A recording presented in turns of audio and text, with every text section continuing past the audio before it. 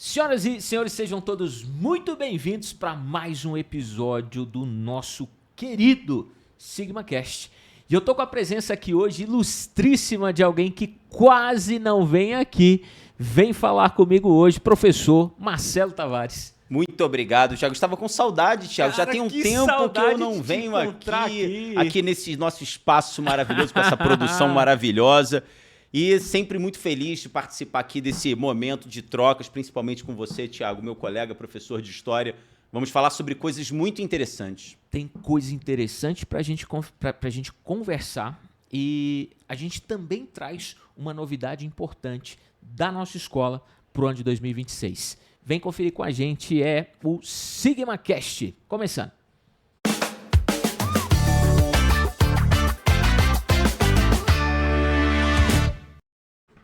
Marcelo, o SigmaCast hoje, ele está desenhado para falar de um tema que é importante demais, que está num fervor muito grande nas mídias e em todo lugar. E a gente fala hoje sobre inteligência artificial e a introdução de uma disciplina de inteligência artificial no currículo dos anos finais da nossa escola. Isso. Cara, eu achei isso muito legal e extremamente disruptivo. Uhum. O que você fala pra gente sobre essa entrada? Por que inteligência artificial nos anos finais? Tá bom. Vamos lá. Eu acho que tem 3 pontos aqui que eu queria abordar contigo, Thiago, e a gente trocar aqui ideias que talvez eu não comente, mas que você pode trazer. Eu acho que o primeiro ponto é ressaltar o pioneirismo do Sigma, tá? Tá bom, ponto Porque bom. é uma questão, é um desafio. Nós não temos referências sobre currículos nacionais que trazem a inteligência artificial, até para que a gente possa entender como benchmark, para que a gente possa estudar os resultados. Então, isso fala muito da escola que é o Sigma. A gente sabe da importância desse momento, então há um quê de pioneirismo, de ousadia, com muita responsabilidade, mas a nossa crença de que essa chegada da inteligência artificial no currículo dos anos finais, ela é necessária. Tá bom. Tá? O ponto 2 é que, e aí é uma provocação que eu faço aos nossos ouvintes, que é a seguinte: a inteligência artificial ela não é mais uma ferramenta do futuro, ela está presente. Tá? Para todo mundo. Para todo mundo. Eu digo assim, a minha mãe é uma jovem senhora de 70 anos e ela fala assim, eu não uso inteligência artificial. Eu falo, não, mãe, você não usa diretamente, mas nas plataformas de streaming, quando você liga o GPS no seu carro, quando você, às vezes, liga para um call center que você acha que é um humano, mas, na verdade, aquela pessoa que está te atendendo de maneira muito simpática não é uma pessoa. Então, a inteligência artificial está aqui. O que eu falo para ela, e aí é uma provocação aos nossos ouvintes, é que todos nós precisamos fazer da inteligência artificial uma ferramenta quase diária, cara. Porque, olha só, todas as vezes que eu vou organizar uma palestra, eu converso com a inteligência artificial para que ela me ajude a identificar quais são os pontos-chave dentro do objetivo que eu quero alcançar com a plateia. Quando eu estou atrasado dos meus exercícios físicos, né, a nossa rotina de educação é muito pesada, mas eu digo, poxa, eu quero estimular um pouquinho exercícios, quero fazer um cardio. O que você me sugere dentro de 40 minutos, levando em consideração o tempo que eu tenho, para que eu possa otimizar um pouquinho essa atividade? Eu pergunto para a inteligência artificial, você vai planejar uma viagem, você vai organizar uma festa, roteiros, os custos, o roteiro, você quer organizar os custos de uma festinha que você por vai fazer pessoa e o seu que vai filho. fazer. Gente, Caraca. assim, é uma ferramenta, e eu estou dando exemplos aqui que são exemplos triviais, tá? E simples do dia a dia de todo mundo. Dia a dia, sabe? Eu estou muito longe de usar a inteligência artificial para a criação de coding, de algoritmos, coisas possíveis, mas que estão distantes da minha realidade enquanto professor de história. Mas o meu ponto é que, e aí está a provocação, é que é fundamental que os nossos ouvintes entendam, e aí eu já chego no terceiro aspecto, que, se não me engano, acho que foi no Economist, mas foi numa dessas revistas, com certeza não foi uma revista nacional, que trouxe a reflexão de que 65% dos empregos que vão existir quando uma criança que está hoje, nos anos iniciais, né, ali no primeiro e segundo aninho, 65% dos empregos que vão existir quando ela estiver no mercado de trabalho ainda não existem. Então, assim, cara, eu não tenho dúvidas de que essas crianças, elas precisam olhar para duas coisas. Uma, habilidade socioemocional. E quando eu digo habilidade socioemocional, não é só inteligência artificial. É saber falar, é saber trabalhar de forma colaborativa, é ser resiliente. Cara, resolver problema. Resolver problema é tomar um dia uma cacetada, poxa, ficar chateada, mas, pô, cara, não adianta eu ficar aqui chorando, eu vou correr atrás. Então, essa habilidade socioemocional. Tá bom. E a outra é a inteligência artificial, cara. Sabe, isso aí eu sou um cara obcecado por informações de congressos internacionais de educação e eu me lembro que há 10 anos, 8 anos, só se falava de inteligência emocional. Só se falava de inteligência emocional. Hoje é quase uma nota só nesses congressos. Está todo mundo se perguntando como que a gente faz para trazer inteligência artificial para os currículos. Agora, deve fazer muito sentido, porque assim, se o cara vai usar a inteligência artificial só no intuitivo, talvez ele não tenha a condição dos melhores comandos. É isso. Vai ficar para trás, Thiago. Vai ficar para trás. Porque a inteligência artificial é diferente. As pessoas falam assim, né? Eu atendi uma família na semana passada. Ah, mas a inteligência artificial não é o novo Google. Eu falei, cara, é outro jogo. O Google talvez seja intuitivo. Sabe? Eu quero fazer uma pergunta. Eu quero uma pesquisa. Simples. Na minha época era buscar a Barça, buscar a enciclopédia Conhecer. A Barça, que era para gente que tinha grana, né? Era uma enciclopédia britânica cara.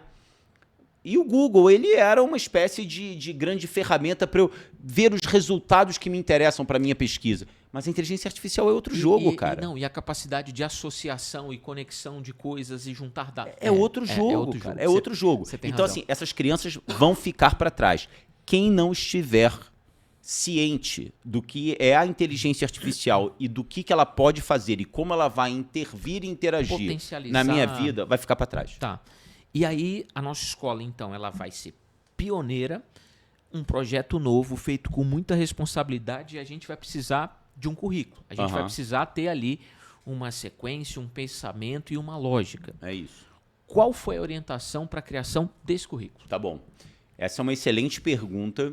E aí, eu costumo dizer o seguinte, nós não temos benchmarks nacionais, né? Porque quando a gente usa essa expressão benchmark, isso é uma expressão que a gente usa principalmente no meio outros cases e comparações.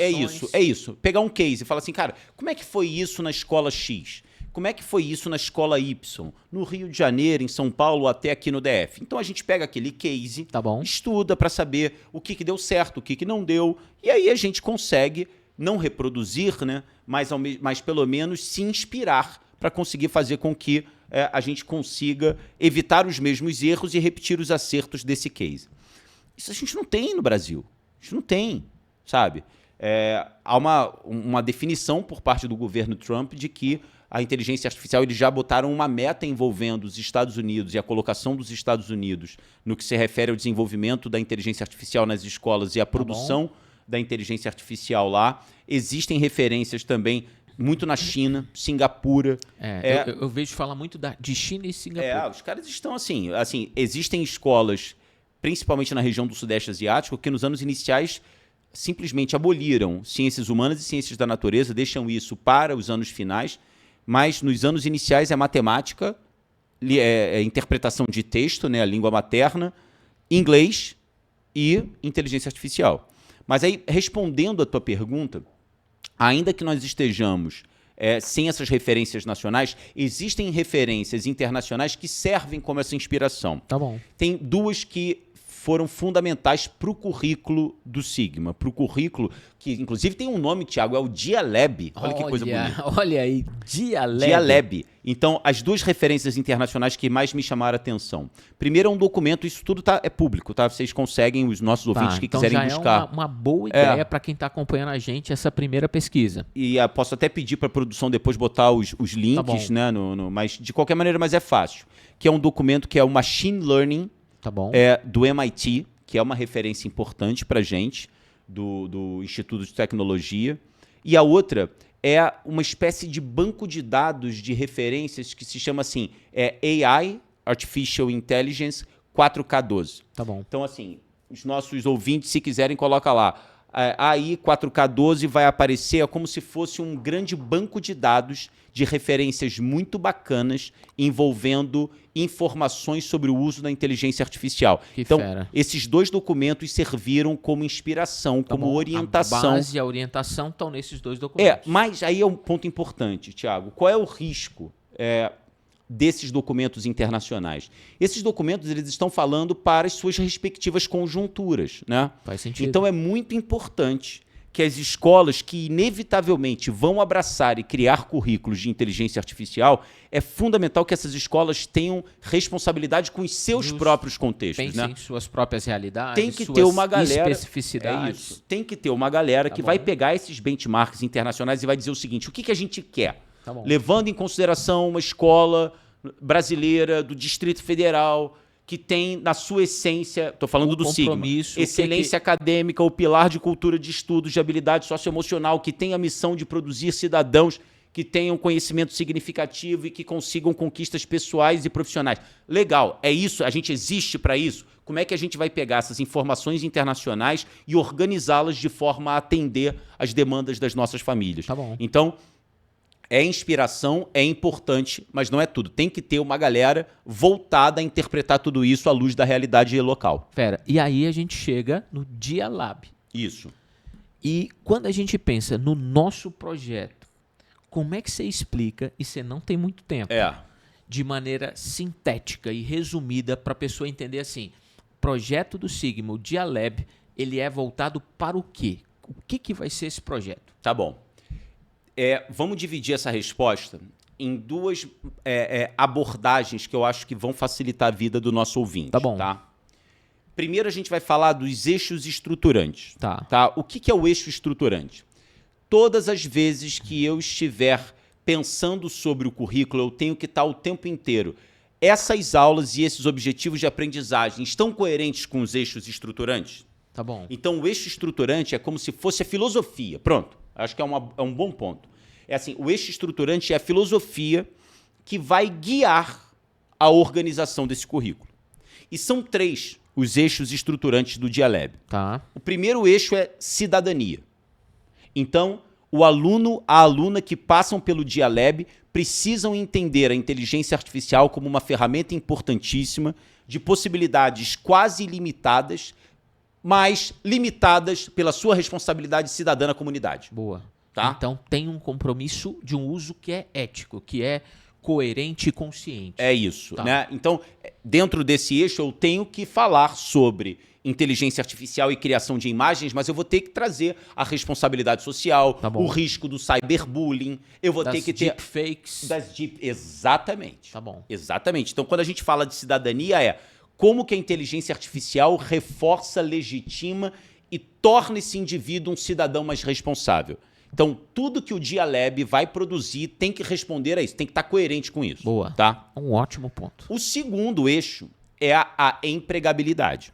O que é isso? Aí é uma coisa mais pé no chão, que é a seguinte, olha só, nós estamos formando alunos e alunas que vão para o mercado de trabalho que vai ser guiado por inteligência artificial. Como é que é isso? Quais são os usos, quais são as possibilidades dessa ferramenta no que se refere à visão mesmo de mercado de trabalho? E que tipo, talvez, de diferencial competitivo o cara que passar por esse currículo, por esse curso, ele vai ter de competência e habilidade ao final, por exemplo, do 9º ano, o cara que tiver entrado no 6º. É isso. Massa. É isso. E a gente está pensando o tempo inteiro o seguinte, como que a inteligência artificial, levando em consideração ainda esse cenário nebuloso dos empregos futuros, mas o que é certo, o que vai ser necessário, como que a inteligência artificial vai interferir quando esse aluno estiver no mercado de trabalho. Tá? E a terceira, cara, que eu gosto muito, que é a que a gente chama de metalinguagem ou meta-aprendizagem. O que é isso? E talvez seja... É engraçado, né? A gente saiu da cidadania, que é uma questão... mais abrangente, uma coisa muito pé no chão, que é a empregabilidade, e tem essa coisa que é o meio termo, mas eu acho que é mais imediato para o aluno dessa coisa da meta-aprendizagem, que é a seguinte, tem uma frase que a gente usa o tempo inteiro no Dia Lab, que é a inteligência artificial ela não substitui o conhecimento, ela vai catapultar o conhecimento.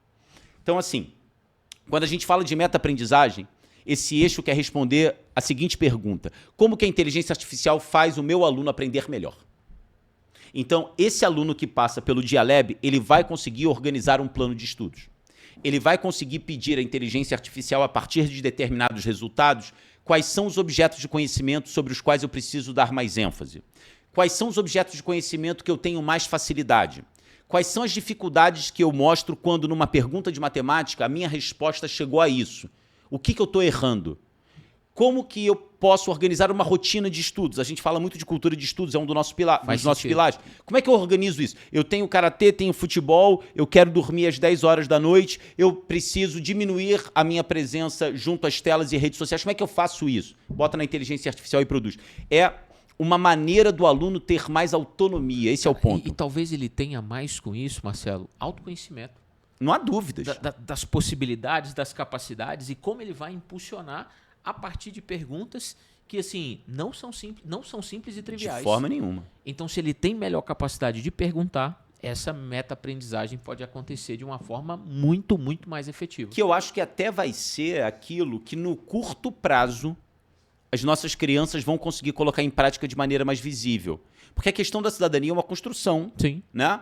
A questão da empregabilidade, a gente está olhando muito para o futuro, mas essa coisa da meta-aprendizagem, né, de tornar a ferramenta algo que melhora o meu aprendizado hoje, que me organiza melhor hoje, que vai fazer com que na próxima prova eu possa tirar tanto a partir desses conhecimentos para evitar uma recuperação. Eu acho que isso decanta numa realidade próxima do aluno de maneira mais rápida. Concordo. Tá bom. E aí tem um segundo aspecto. Tem um segundo aspecto. O primeiro são esses eixos que eles são gerais. Tá, estruturam, estão ali, basilares. Beleza. E aí depois a gente diz que a partir desses eixos, a gente, na hora de organizar as aulas, a gente vai dizer o seguinte, legal, se a gente tem cidadania, empregabilidade e meta-aprendizagem, mas esses eixos vão aparecer, eles vão decantar em que abordagens no que se refere à produção das aulas. Então são 5 abordagens, até botei uma colinha aqui para eu não esquecer de nenhuma. Então, aí é uma coisa mais prática, quando o aluno senta, ele não vai ter. Vamos falar hoje sobre cidadania. A cidadania é um eixo estruturante, ela está presente em todas as aulas. Tudo que conversar vai ter isso. Eu costumo dizer que os eixos estruturantes eles estão na cabeça do criador do currículo. Já o que a gente chama das áreas de aprendizagem, elas aparecem ali no quadro, na hora em que o professor está se relacionando com os alunos. Então, a primeira é responsabilidade, que responde ao eixo estruturante de cidadania. Com força. Né? Está diretamente ligado. Boa. O que é responsabilidade? Cara, olha só, quando você produz uma imagem, você está usando a imagem de alguém? Você tem conhecimento de que você, se fizer um texto ou fizer uma referência, essa referência ela precisa aparecer para que você não seja acusado de plágio? Então, essa noção da responsabilidade do uso da ferramenta seria uma primeira área de aprendizagem que vai aparecer o tempo inteiro no nosso currículo. E uma baita de um diferencial, muito legal. O segundo ponto, que também está relacionado à ideia de cidadania, é a questão da autoria. Porque tem muitas famílias que ficam preocupadas assim, acabou agora. Tudo vai ser copiado e colado. colado. Vai ser inteligência artificial, porque, poxa, na época do Google, pelo menos o garoto ia lá e recortava e colava. Agora o garoto não precisa nem do trabalho de pesquisar, de recortar e colar. Ele simplesmente pergunta, coloca lá os desafios da questão, a inteligência artificial responde de uma maneira, ele adapta, tá aí, vai ser difícil até descobrir. Então, assim, é muito bacana a gente pensar que o currículo Dialab que vai ser implementado no Sigma a partir do ano que vem, ele vem responder uma demanda e uma preocupação das próprias famílias. Como que nós podemos utilizar a ferramenta da inteligência artificial sem arriscar a questão da autoria? Tá bom. O terceiro, que também tem a ver com a cidadania, que tem a ver com a empregabilidade, não há dúvidas, é a segurança digital. Como que as famílias podem ficar tranquilas em relação aos seus filhos. Eles vão mexer de um jeito ou de outro. E o que é a segurança digital? Que é uma pergunta que talvez nem eu saiba responder, tá? Quais são os elementos da segurança que a gente fala assim... Que tipo de mecanismo, né? Que tipo de mecanismo... Pronto, você falou tudo. Que tipo de mecanismos... Qual é o repertório que tem que ter aqui envolvendo tanto o hardware, né, a máquina, mas o software, os prompts? Onde que eu não vou andar de jeito nenhum, né? É isso. É isso. É tá isso. Bom, segurança digital. O quarto é a inteligência artificial para aprender melhor. Tá bom. Que é aquele eixo estruturante Fortíssimo da meta-aprendizagem. Na Então, meta-aprendizagem. haverá aulas em... Hoje nós vamos trabalhar um plano de estudos. Vamos sentar e vamos trabalhar um plano de estudos. Hoje nós vamos criar uma imagem para ilustrar uma pesquisa que você vai fazer. Então, o garoto vai entender como que ele consegue aprender melhor. E a última área de aprendizagem que é muito legal, Thiago, que talvez seja uma grande possibilidade na inteligência artificial, é a inteligência artificial para gerar inclusão. Eita. Sabe? Caramba. E aí, quando eu falo inclusão, eu estou falando inclusão em todos os sentidos. Eu não vou nem ir no ponto da inclusão de uma prova adaptada, de uma prova modificada. Eu estou indo na inclusão, é uma inclusão que às vezes ela some aos olhos porque ela é mais sutil. É aquela criança que, cara, não consegue entender a minha aula de história. Sabe? É aquela criança que na aula de matemática diz, cara, os meus coleguinhas estão respondendo, eu não tô. Eu não consigo. Eu não consigo. Então, ver a ferramenta da inteligência artificial como a possibilidade de criar estratégias de aprendizagem trajetórias e caminhos diferentes que permitam que a criança seja incluída. Porra. Entendeu? Então, assim, cara, é um trabalho incrível. Eu tô fazendo, você sabe disso. Eu terminei hoje a revisão do currículo. Uhum. Cara, tá muito legal. Como tudo que começa, tudo que é novo, tá repleto de áreas deliciosas de aperfeiçoamento e desenvolvimento, mas eu estou muito feliz com o resultado. Então, hoje eu analisei as nossas 10 primeiras aulas, tanto para o 6º ano quanto para o 7º ano, e tudo que eu estou falando aqui, Thiago, tá lá, cara. Que legal. E um negócio assim que fica mais interessante e que muda a trajetória da escola é o quão animados estão os nossos professores para aprenderem sobre. Então o cara vai também ter uma experiência em relação a isso. Vai ter curso de formação, que é um ponto que a gente nem trabalhou aqui, mas você foi muito cirúrgico ao lembrar. Não dá para assumir um currículo de inteligência artificial sem formação. Se achar que o fulano de tal ele gosta muito de tecnologia, ele é bom no computador. São coisas diferentes. É isso. As pessoas têm que entender que inteligência artificial é outro jogo. Então, principalmente quando a gente está falando de formação de indivíduos, um moleque de 10 anos, né, que vai chegar no 9º ano com 15 para 16, que é aquele momento, cara, nevrálgico, né? É aquele momento em que Crucial. Ele não é mais criança, ele não é adulto, mas ele está tendo os hormônios em ebulição, os interesses cada vez mais dispersos, ele está desafiando mais a sua realidade, ele não é mais o fofinho da mamãe e do papai, mas ao mesmo tempo ele ainda precisa muito da sua família no sentido da orientação, e é com esse público que a gente está lidando. É isso. E Marcelo, como que ficam, assim, agora pensando nas famílias, a gente falou na experiência dos alunos, a gente falou da formação dos professores. Como que fica a questão da família? Como é que a família pode participar disso tudo que a gente está falando? Boa. Eu acho que esse é um ponto importante, mas eu tenho quase certeza, Thiago, que a gente vai chover no molhado. A gente vai falar o óbvio, mas o óbvio tem que ser dito. Tá? Todo o processo de aprendizagem, seja ele qual for, ele é sofisticado, melhorado, ele é aprimorado com a participação das famílias. Tá? E eu costumo provocar as famílias que a pergunta que o aluno mais odeia ouvir quando termina a aula, quando o pai vai pegar, quando a mãe vai pegar, como é que foi o dia hoje? O que você fez hoje? O que você fez hoje? Cara, é uma pergunta genérica, é uma mulher que vai, que tiver matemática, sabe? Não tem. Quanto mais legítimo e real for o interesse da família, mais as conversas na sala de jantar vão aparecer. Melhoram. Tá?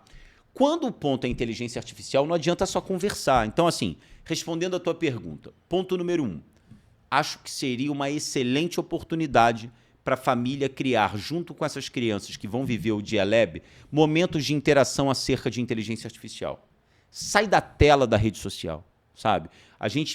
Não é um simples usuário, né? Não é, cara. E você não está sendo comandado pelo algoritmo, sabe? E você não está isolado no mundo, porque o barato de você promover essas experiências que eu vou mencionar daqui a pouco com inteligência artificial, que é uma dinâmica de grupo. Vou dar um exemplo, tá? Então, respondendo ao primeiro ponto. Crie momentos de interação com seu filho, tendo por referência o que ele aprendeu. Cara, vamos lá, hoje tu teve aula de Dia Lab. Vamos lá, o que você viu hoje? O que foi hoje? Tô sabendo que hoje, eu tava dando uma olhada, hoje vocês trabalharam prompt. Vamos fazer um prompt, tô precisando. Aí vem o meu ponto. Vamos fazer uma viagem. Tá lá o pai, tá juntando dinheiro, quero fazer uma viagem, quero conhecer, sei lá, o litoral baiano. Vamos fazer o seguinte, vamos criar um prompt dizendo que nós somos uma família do Distrito Federal que adora praias, principalmente praias que tenham uma estrutura de lazer, mas que nós temos pouco tempo e temos tanto de dinheiro e que a gente precisa ficar hospedado em áreas onde a distância para a praia seja uma distância que possa ser percorrida a pé e que nós queremos garantir o máximo possível um período onde não chova. Vamos fazer esse prompt, vamos ver o resultado? Porra! Sabe? Isso é legal, porque você cria dinâmica, você está colocando diálogo e você está trazendo a inteligência artificial para alguma coisa palpável para o moleque. Não, imagina o cara olhar para isso e pensar junto o orçamento familiar. Eu não sei se ele vai querer expor lá, né? Tem tanto, não sei. Mas beleza, Mas, assim, é uma ideia. Para otimizar, para reduzir, ou então para fazer com que aquela redução, uma parte vai ser aplicada para o filho em tantos por cento de juros. Maneiríssimo. Pegar, acho lindo isso. Ainda legal. faz uma relação com matemática. Vamos fazer o seguinte, a gente quer reduzir a nossa conta de forma a garantir que nós tenhamos um saving no final do mês de R$150. Esses R$150 vão ser seus. Vamos botar um prompt aqui dizendo tudo que a gente gasta.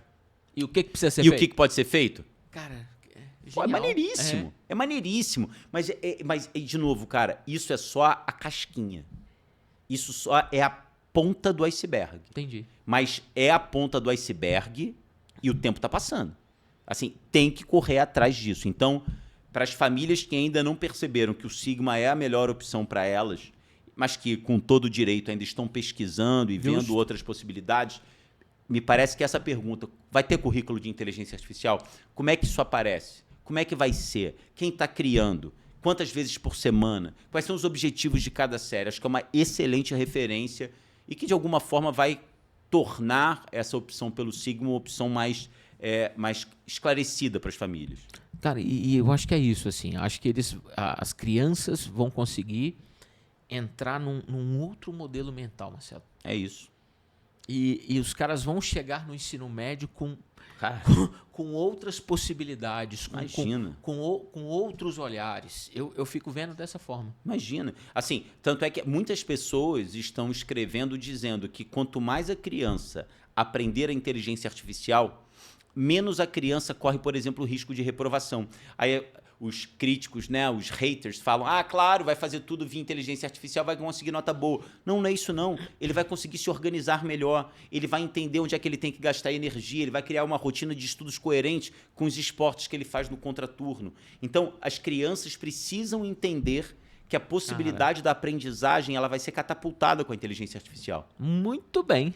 Muito bom. Reta final do nosso programa. E antes do final do programa, sempre tem aquele momento especial conhecido como... Adoro! Sigma Dicas. O Marcelo Mas tu vai fazer duas ou... Não. O convidado especialista faz duas. Então eu fico com uma. Eu sou um mero apresentador, professor. Vamos nessa. Então vamos. Sigma Dicas, vem aí.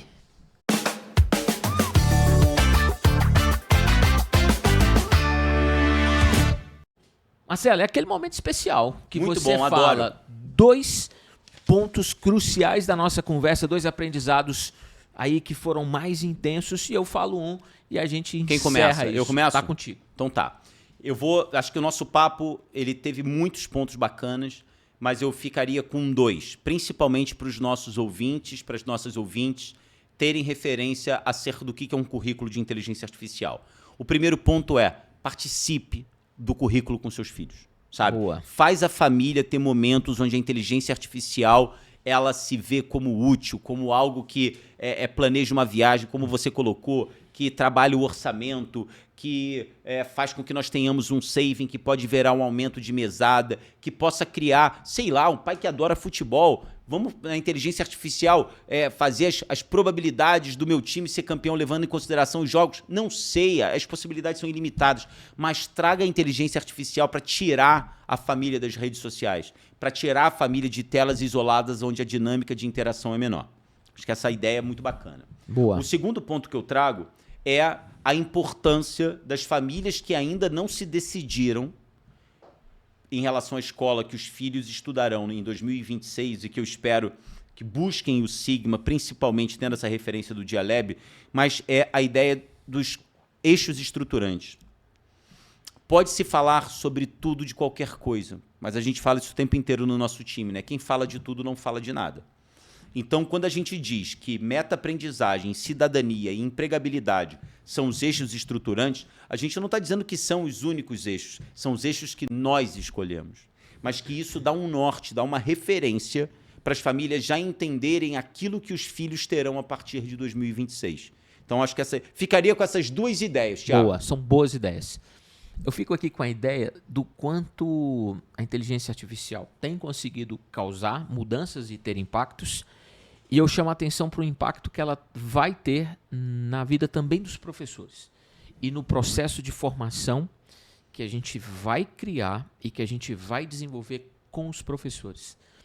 Eu vi uma galera muito feliz com a chance de participar de um curso. Bacana. E se desenvolver e perceber que pode melhorar em outras áreas da vida a partir desse tipo de aprendizado e esse tipo de imersão. E é legal o que você falou, Thiago, assim, para complementar, professores não hesitem em utilizar, eu estou falando com eles agora, não hesitem em utilizar a inteligência artificial.